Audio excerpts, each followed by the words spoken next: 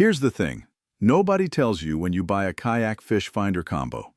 Kayak manufacturers and fish finder manufacturers don't really talk to each other. Hobie built the pre-2019 Outback with a Lowrance-ready transducer scupper. That's the hole in the hull designed to shoot sonar straight down through the kayak without any drag in the water. Clean, elegant, totally functional. The problem? That hole was designed for Lowrance transducers. Garmin has their own transducer geometry. The Striker Vivid 4cv comes with the GT20 transducer, which is longer and has a wider mounting foot than what that Lowrance scupper was designed to accept. So you drop your new Garmin in the hole, it hits the edges, you flip it around, you try smaller connectors, and those plastic legs on the mounting bracket just kill you. They catch the rim of the scupper, and you're stuck. This isn't a you problem. This is a compatibility gap, and there are real solutions for it. When the factory hole doesn't work, you've got two paths forward. Option 1 is you adapt the transducer mount so it drops through the existing scupper. Option 2 is you bypass the scupper entirely and mount the transducer somewhere else on the kayak. Both work. Both have trade-offs. Let me walk you through each one so you can decide what makes sense for your setup. The Scupper-Through mount is cleaner. No drag, no external arm hanging off your hull. Transducer is protected while you're paddling. If you can make it work, that's the move. The external mount, usually a ram arm or a dedicated kayak transducer arm off the side of the hull or through a different scupper, is easier to install but adds a little profile in the water. It's also adjustable, which is actually great for dialing in your angle. Neither option requires you to drill into your hull, and I want to be really clear about that. You do not need to put new holes in a Hobie Outback to make a Garmin transducer work. If you want to use that existing Lowrance-ready hole, the fix is a Garmin-compatible scupper transducer mount or an aftermarket adapter. The approach that works best here is using the Hobie Lowrance-ready transducer scupper plug as your base. That's the stock plug that comes with the kayak. And then fabricating or sourcing a saddle that holds the GT20 body in position. Some guys cut down the legs on the Garmin transducer bracket.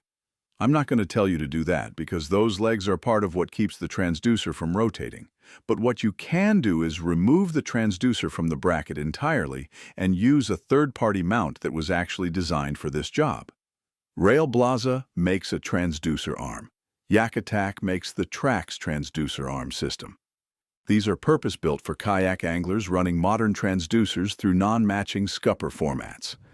The Yak Attack Trax in particular gives you angle adjustment and holds the transducer face flush or slightly below the hull, which is exactly where you want it for clean sonar returns. Check current pricing on those, but you're typically in the $30 to $60 range for the hardware. If you're not feeling the Scupper-Through route, go external. This is honestly the faster install, and it's reversible, which matters if you ever sell the kayak or want to swap units. What you need is a RAM transducer arm and a way to attach it to the Outback. The pre-2019 Outback has a gear track on the side. That's your mounting point. Grab a RAM trackball for Garmin, part number RAM111BU if you want to look it up, and a RAM transducer arm. You'll run the transducer hanging just below the waterline off the side of your hull. Yes, there's a small amount of drag. Yes, it sticks out a couple inches. In practice, on a pedal kayak moving at kayak speeds, this is not a problem. Your sonar still works great. A lot of tournament kayak anglers run external mounts because they like being able to raise the transducer out of the water when they beach the kayak. One thing to watch, angle matters. You want that transducer face pointing straight down, not tilted. The GT20 is a wide-angle chirp transducer, and if it's tilted even slightly, you'll get false readings and your cone coverage goes sideways. Take a minute to dial it in on flat water before you trust it. Okay, here's my honest recommendation for a 2017 Hobie Outback with a Garmin Striker Vivid 4cv. I'd go external mount on the gear track, at least to start. Here's why. The Scupper-Through approach on this hull with the GT20 transducer requires either a custom adapter or some trimming of hardware, and if you're new to this, that's a frustrating first install. The external RAM arm setup, you can have it done in 20 minutes. Garmin Striker Vivid mounted to the rail. Transducer hanging clean off the side, fish showing up on screen. Get out and fish. Then, if it bugs you, if that arm is in your way when you're sight fishing or it catches weeds, That's when you go back and do the Scupper-Through solution properly with a yak attack tracks or a custom saddle mount. Do the easy win first, validate that your unit works, then optimize. That's how I approach any new electronics install. Don't let perfect be the enemy of fishing.